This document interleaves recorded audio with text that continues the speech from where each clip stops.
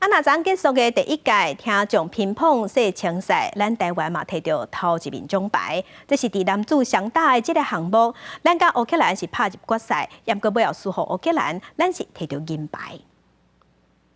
乒乓世青赛男双循环赛最后一场，由共款第3胜的台湾甲乌克兰对决。关系金牌双方明显有点紧张，一开始林天喜发球，乌克兰选手回击无过网，先得到1分。不过面对乌克兰凌厉的攻势，咱的小将连接4个优惠差距3比11，乌克兰先摕第1局。第2局林天喜从成业改变策略，一击强攻，互乌克兰选手挡袂牢，不过对方马上调整，最后就甲9比9平手。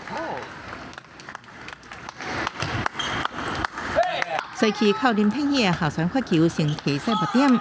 若阁摕1分，等于摕第2局。暗暝乌克兰选手反击连着3分，逆转摕第2局。到第3局，林天喜曾成业无力力，一开始就被连续摕3分，宣告连话暂停。不过也是无法度改变局势，最后0比3摕到银牌。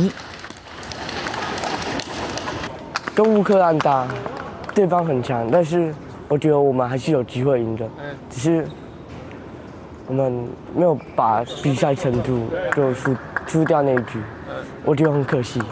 能跟外国人比赛就很高兴，得到更多那个比赛的经验。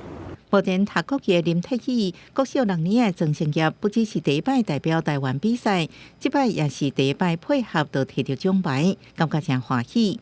有经验了后，会继续练习。两人拢希望下摆要伫听学摕金牌。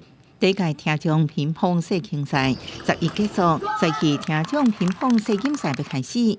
台湾在去年伫听众奥运摕男子团体银牌的杨正宗、王以翔、罗世杰，也有过甲当时的人来捍卫主场。女子队由中生代选手陈千惠甲张琪君联手出击，要创造好的成绩。记者综合报道。新闻